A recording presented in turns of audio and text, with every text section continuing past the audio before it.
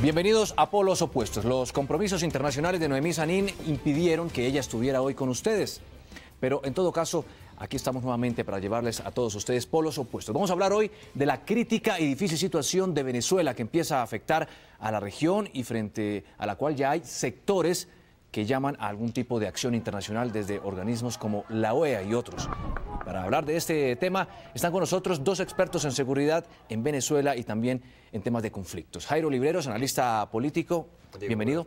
Y también está el catedrático de la Universidad Externado de Colombia, y también Román Ortiz, profesor de estudios estratégicos y de asuntos de seguridad. Bienvenido. Hola, ¿qué tal? ¿Cómo están? Señores, vamos a comenzar hablando del tema de Venezuela, porque es un tema que sin duda hoy está entre la opinión pública del mundo entero, porque lo que pueda suceder en Venezuela puede repercutir en otros países. Román, para usted, ¿qué significa lo que está pasando en este momento en Venezuela? Bueno, yo creo que es la agonía de un régimen, ¿verdad? Una agonía que eso no quiere decir que vaya a ser un final, digamos, suave, más bien todo lo contrario. Lo que anuncia es un final muy conflictivo, es decir, de alguna manera el chavismo en Venezuela durante 15 años ha estado surfeando, digamos, en una renta petrolera excepcional y apoyándose en ella para comprar voluntades y destruir instituciones. Hoy el sistema económico no funciona, está colapsada la economía venezolana, hoy falta insulina en los hospitales, hoy faltan medicinas en las droguerías, hoy falta comida en los supermercados. Hay unas tasas de violencia absolutamente descomunales en Venezuela. Y lo que está saliendo es la gente a marchar y a protestar, porque además el régimen, en lugar de alguna manera pues dar un paso atrás, ha endurecido la represión y digamos, ha endurecido el autoritarismo que le venía caracterizando ya desde hace tiempo.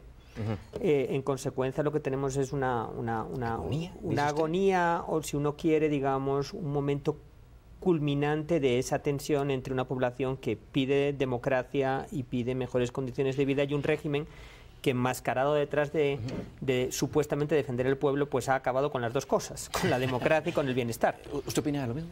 En términos generales estoy de acuerdo con Román, sin lugar a dudas hay una crisis, pero yo no creo que se encuentre el chavismo en una situación agónica. Yo creo que todavía hay espacio para que los chavistas y Maduro destruyan más la sociedad, destruyan más lo que queda de Estado, acaben por completo con la institucionalidad que todavía existe. Yo creo que quizás lo que está en agonía es la administración de Maduro. Creo que Maduro no va a soportar esta presión, no va a soportar el liderazgo que viene encumbrando al presidente de la Asamblea, Diosdado Cabello, y lo que viene va a ser mucho más fuerte. Yo creo que lo que viene es más represión, mayor persecución, mayores actividades de violencia, la crisis económica, como lo decía Román, desde el punto de vista petrolero es evidente. Pero agónico, yo no creo que sea agónico, aguanta años. Pongamos ese tema un poco en contexto, porque hay que tener varios elementos de juicio, los que ustedes ya han mencionado, el tema de la inflación, la inseguridad, la escasez, en fin, pero hay que decir que todo empieza a agravarse a partir de unas protestas de unos estudiantes. Convocan unas marchas a raíz de unos arrestos que hubo en el estado de Táchira y, en fin, en esta marcha del 12 de febrero se producen unos enfrentamientos, quedan 3 muertos, decenas de detenidos y, por supuesto, también personas heridas. Pero unos jóvenes realmente pueden tumbar al presidente Maduro. Lo que pasa es que, digamos, esto sería algo como que lo que los politólogos llaman una forma de un lugar donde aplicar lo que los politólogos llaman la teoría de las oportunidades políticas. El problema es que el régimen venezolano lo que ha sido es extraordinariamente hábil en ir cercenando y cerrando el espacio de la sociedad civil y ir desarticulando cualquier núcleo de oposición. Y al final lo que pasa es que los estudiantes han sido los que han gozado del espacio o se han quedado con el nicho desde donde liderar un proceso opositor, pero detrás de los estudiantes hay más que solamente los estudiantes. Pero ellos han dicho que quieren desmarcarse justamente de ese rótulo de oposición, los estudiantes. Ellos se quieren desmarcar, pero indudablemente cualquier protesta de rechazo a lo que es el gobierno de Maduro termina siendo mirado como parte de la oposición y del cambio democrático, porque es que tú no puedes deslindar la oposición con una marcha estudiantil cuando lo que buscas es que regrese la democracia, que retorne la vigencia de los derechos humanos. Yo creo que es muy difícil. Ahora, tumbar un presidente yo no creo que sea fácil. Lo que sí es fácil es que se caiga.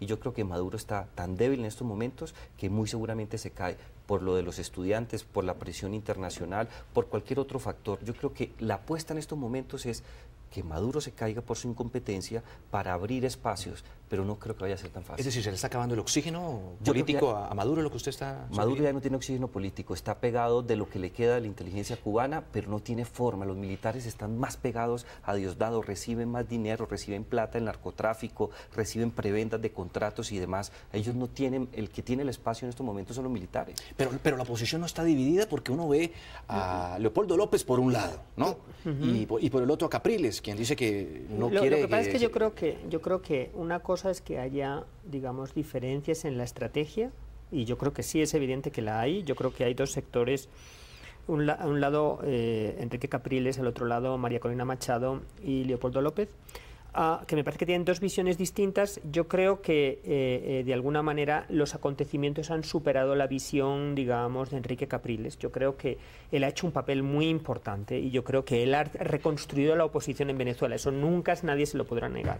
Pero me parece que el deterioro de las libertades, la radicalización del régimen, el cierre de los espacios democráticos, ha hecho que y el descontento social cada vez más extendido ha hecho que posiciones más duras frente al régimen, como la que representan los otros dos opositores, pues tengan mucha más fuerza.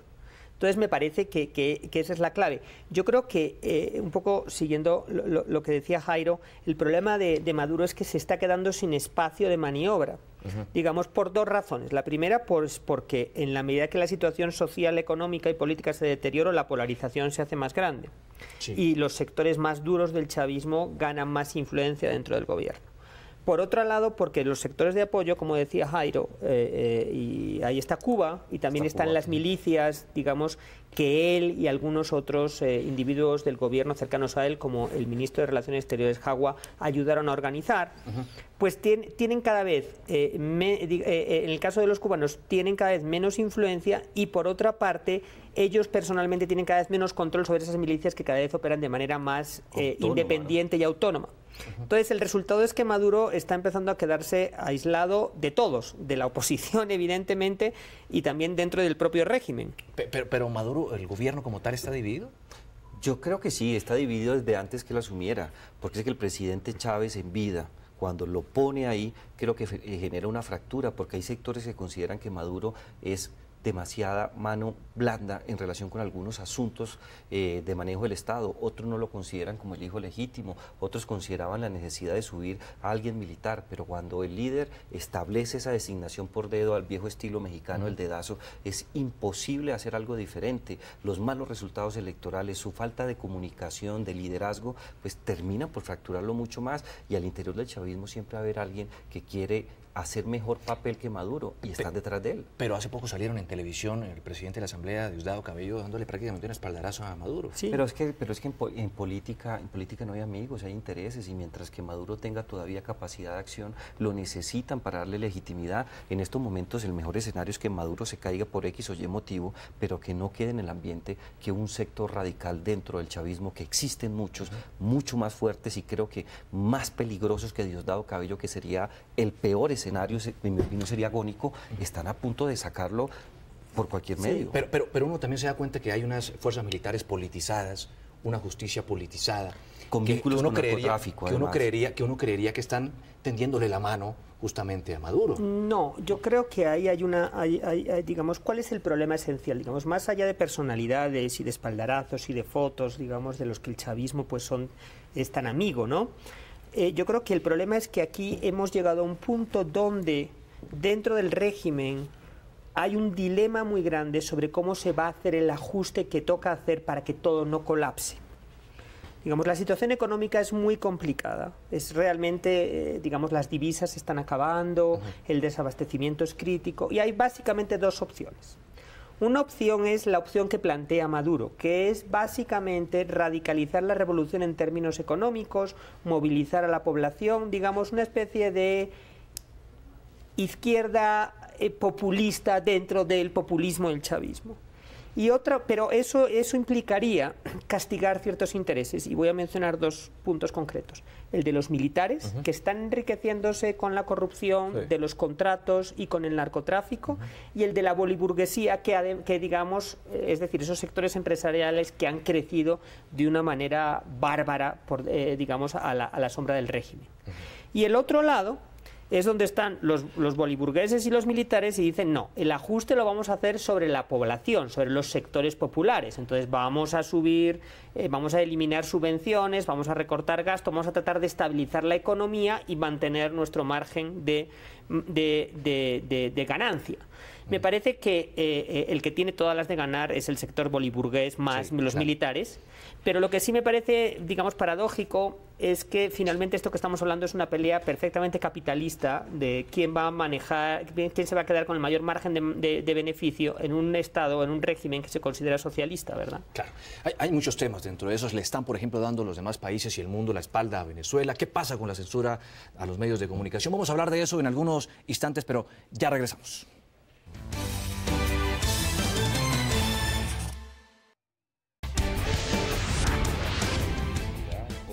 Seguimos hablando aquí en Polos Opuestos de la crisis que está afrontando justamente nuestro vecino, Venezuela. Hay varios temas que todavía nos faltan abordar. Uno de esos tiene que ver con la posición del resto de los países de América Latina frente a Venezuela. ¿Le están dando la espalda o algunos están simplemente alineados con Maduro? Yo creo que hay pragmatismo en las relaciones diplomáticas en América Latina, pero es un pragmatismo que, por lo menos en mi opinión, es cobarde, es miserable y es cómplice de lo que ocurre. ¿Por qué cobarde? Porque muchos mandatarios en América Latina prefieren evitar un problema, no sé si subvención de petróleo o de un escándalo muy fuerte con el gobierno de Maduro, y prefieren hacérselo de la vista gorda. En otros casos son miserables porque reciben una cantidad de dinero. Algunos países del ALBA necesitan la presencia, los contactos internacionales de Rusia con China, y hay otros que son cómplices, como el caso colombiano. La posición de Juan Manuel Santos, que algunos califican, Juan Diego, excúseme la afirmación, de pragmática, creo que raya con el Código Penal. Y lo voy a decir porque censuraron un medio internacional como NTN24, que es colombiano, y Juan Manuel Santos guarda silencio. Unos periodistas fueron allá, los golpearon, los llevaron a una tanqueta, se guarda silencio. Se violan los derechos humanos, no se cumple la Carta Democrática Interamericana, y aquí ningún presidente le importa eso. Prefieren tener las buenas relaciones y buscar un escenario de integración en medio de unos principios autoritarios que desconocen por completo lo que ocurre, y con un escenario mucho más catastrófico que es el porvenir. Cuando se caiga Maduro y regrese la democracia, quizás con algunos años de diferencia con Diosdado y con otros militares, nos va a tocar poner la cara a Venezuela y va a tocar reconstruir a Venezuela con el apoyo de muchos países, y ahí la situación va a ser muy complicada porque Venezuela va a reclamar con todo derecho. Durante 15 años nos dieron la espalda, ¿cómo confiar en ustedes? ¿El silencio del presidente Santos frente a lo que pasa en Venezuela, usted lo ve también de la misma manera? No, yo no lo veo así. Yo creo que es, digamos, es mucho más complicado. Digamos, una cosa es opinar desde fuera del Estado, otra cosa es cómo se articula una política exterior, donde uno tiene que encontrar un balance entre, de alguna manera, objetivos de largo plazo, como promover la democracia y las necesidades inmediatas, las necesidades coyunturales del país. ¿Y cuáles son en el caso del presidente? Pues yo creo que aquí hay varias cuestiones, es decir, primero algunas que son muy evidentes, digamos, y es el tema de la estabilidad en la zona de frontera, el tema de los intereses de las regiones fronterizas. El segundo punto es el tema del comercio, y el tercer punto, evidentemente, es que Venezuela ha jugado un papel en las conversaciones con las FARC. Yo creo que esa tensión ha estado en la política exterior que ha llevado a cabo la administración, porque, digamos, yo creo que también hay que recordar que el presidente recibió a Enrique Capriles, y hay que recordar que cuando recibió a Enrique Capriles recibió una cantidad de críticas de mucha gente que luego dice que en realidad no está haciendo suficiente para apoyar a la oposición venezolana. Ahora, dicho esto, sí me parece que además las cosas en Venezuela están evolucionando, y me parece que pues va a haber que en algún momento replantear esta política, digamos, porque las cosas se están poniendo cada vez peor. Es decir, no es lo mismo... ¿Cuando firmemos la paz? No es lo mismo... No. Un minuto, Jairo. Es decir, yo diría que hay dos cosas. Primero, los intereses, digamos, que justificaban tener una política más práctica, más hacia Venezuela, son cada vez más pequeños, porque la situación es tan caótica en Venezuela que cada vez hay menos, digamos, que de alguna manera que esperar de un gobierno que está, en este estado decrépito. Y en consecuencia, y por otra parte, pues la situación de represión cada vez clama más fuerte, digamos, el hecho de que haya una reacción en general de toda América Latina. Lo que uno se preguntaría es si esa reacción no va a ser más efectiva si uno puede construir un consenso entre otros países latinoamericanos y del hemisferio, que yo creo que debería de incluir a los Estados Unidos, para responder a la situación en Venezuela. Claro, pero es algo así, no sé si lo estoy interpretando bien o mal, pero el fin de conseguir la paz justifica la indiferencia de nuestro gobierno. Yo no creo que las cosas sean así. O sea, yo no creo que uno, no, primero yo creo que lo de la complicidad es una cosa que se va por fuera. Aquí no hay ninguna complicidad. Román, digamos, en última instancia destruyeron Venezuela, violan los derechos humanos. En última instancia, en la historia latinoamericana hay un principio muy fuerte de derecho de respeto a la soberanía nacional. Sí. Un principio que yo creo que tiene límites y que creo que se debe de superar cuando estamos en situaciones como la que estamos viendo en Venezuela. Pero eso es un principio con una larga historia en la región. Ahora, dicho esto, yo creo que no se trata de que valga todo, digamos, para permitir que Venezuela juegue su papel, o el gobierno venezolano juegue ese papel en las negociaciones con las FARC. Lo que yo creo que pasa es que en un momento dado hay que balancear esos dos elementos que estoy mencionando, y es imposible no hacerlo. Y siempre se ha hecho. Y lo ha hecho esta administración y lo han hecho administraciones anteriores. Pero si bien es cierto, también hay cierto silencio por parte de organismos multilaterales. ¿Qué pasa con la OEA? ¿Qué pasa con la UNASUR? ¿Qué pasa con CELAC? Es que fíjese... Es que las manejan ellos. Y la capacidad que tiene, la OEA no, pero la UNASUR y el tema de Mercosur hay una influencia política y económica muy fuerte por parte de los chavistas. Han puesto no solamente secretarios, aunque una colombiana tuvo la fortuna de ser la secretaria de UNASUR, como fue la ex canciller María Mejía, muy vinculada a este programa, con Noemí Sanín. Pero yo creo que los organismos internacionales están cooptados, por lo menos así lo veo yo, en un alto porcentaje por parte de los chavistas o los intereses del ALBA o de cierta izquierda en América Latina que en algún momento comulgó con esos principios. El caso de la OEA yo creo que es más preocupante porque tenemos a Insulza que no ha logrado sacar un perfil interesante sobre lo que pasa en la OEA, que es incapaz de aplicar la Carta Democrática, y la Carta Democrática establece, no digamos que un boquete, pero sí dice, un momento, si se falla en la democracia, nosotros sí podemos intervenir porque es un principio que es de nuestro interés regional. Pero yo creo que ahí esos mecanismos están fallando porque son de ellos. Telesur, por ejemplo, que no es un mecanismo regional, pero que sí es un vocero de los intereses de ellos. También ¿Telesur o UNASUR? Telesur como televisión, que también hace parte de ese juego. Entonces tenemos la UNASUR dando unas declaraciones, Mercosur dando otras, Telesur siendo el amplificador de todo, y todo el mundo es enemigo de ellos si opinamos algo diferente. Yo creo que ahí hay, digamos, lo que yo sí creo es que, digamos, esa política que mencionaba antes de balance cada vez requiere una revisión en la medida en que la situación en Venezuela se está agravando. Y yo creo que eso está en curso. Digamos, yo creo que incluso algunas de las instituciones que mencionaba Jairo, por ejemplo, UNASUR está empezando a poner distancia. Es decir, el último comunicado de UNASUR frente a la violencia en Venezuela se aleja bastante de la retórica esta completamente loca del chavismo y empieza a decir que se condena la violencia y que hay que hacer diálogo. Y eso quiere decir que, por ejemplo, Brasil, que es un jugador clave dentro de UNASUR, que realmente es el que está moviendo ahorita UNASUR, está cambiando de posición. Y yo creo que eso va a ser un proceso que va a ir articulando un cambio de política en muchos países de la región, incluido Colombia.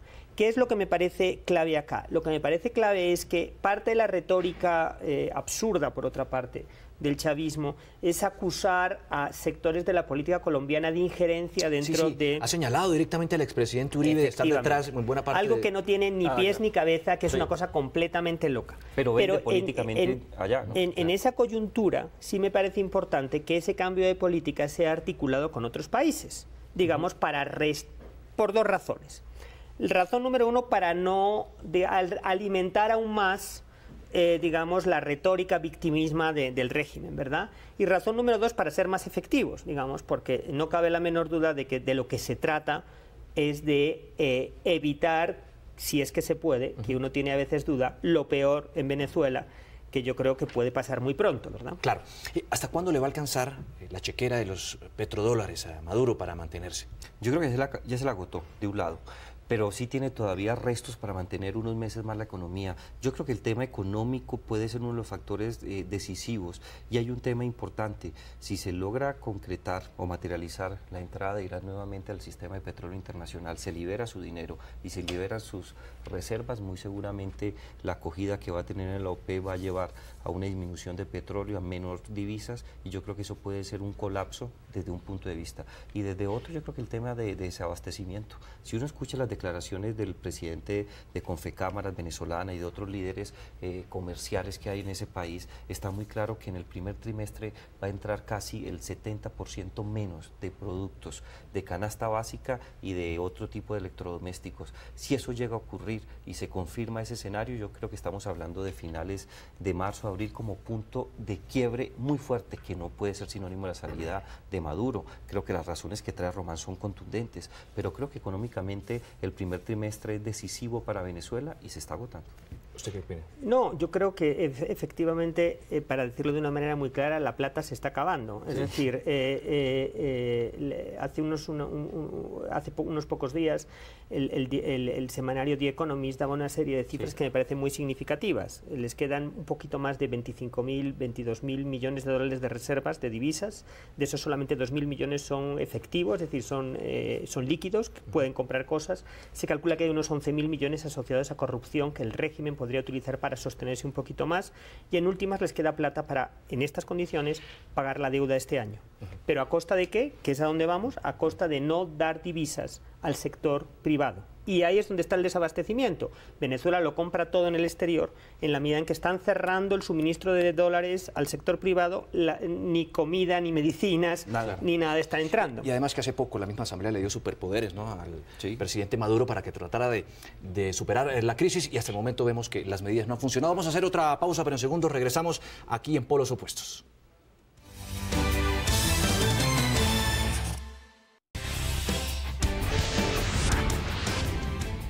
Después de todo lo que ustedes han oído en este programa, vale la pena ahora reflexionar un poco sobre lo que viene. ¿Qué va a pasar en el futuro con Venezuela? Pues yo creo que esta vez sí no hace falta mucha bola de cristal. Yo creo que el régimen está decidido a mantenerse en el poder a cualquier precio. Yo creo que en ese contexto los sectores más radicales van a imponer su voz, y va a haber más represión en Venezuela, va a haber más violencia, y yo creo que si quedaba algún vestigio de la vieja democracia venezolana, se va a acabar. Entonces estamos ante un proceso de radicalización que va a generar víctimas y va a generar probablemente un régimen autoritario, o más autoritario si uno quiere, una dictadura abierta. Y es posible que incluso al final de todo, víctimas de la corrupción y del desgobierno, el desmorone del Estado, por lo menos en algunas zonas del territorio venezolano. ¿Usted qué opina? Yo veo un escenario también catastrófico desde el punto de vista que se va a profundizar la revolución, y eso implica dos cosas de entrada: mayores restricciones a la libertad de prensa. Creo que muchos medios internacionales y otros locales se van a ahogar por completo vía falta de papel o censura directamente de su organización. En segundo lugar, creo que el tema de seguridad ciudadana se va a desbocar.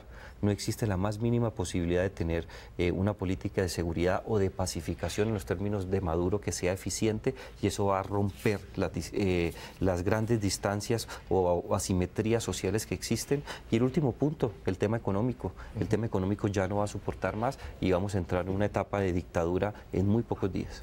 Bueno, muchísimas gracias por acompañarnos en este programa. Seguramente después de lo que han oído nuestros televidentes tienen muchos más elementos de juicio para saber lo que ha pasado, lo que está pasando y lo que podría pasar en el futuro con esta crisis que está viviendo nuestro vecino Venezuela. Gracias por acompañarnos hoy en Polos Opuestos. Nosotros seguiremos desde aquí pendientes, por supuesto, de la situación en Venezuela. Los invito para que nos sigan en Twitter a través de nuestra cuenta @poloscaracol. Escríbanos también a nuestro correo polosopuestos@caracoltv.com.co.